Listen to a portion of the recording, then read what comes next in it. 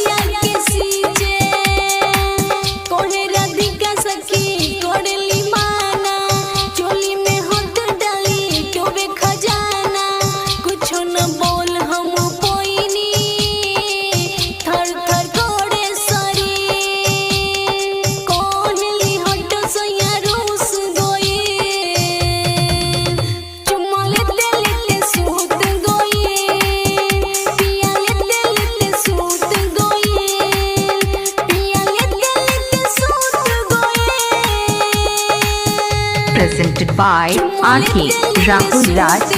Rahul Raj.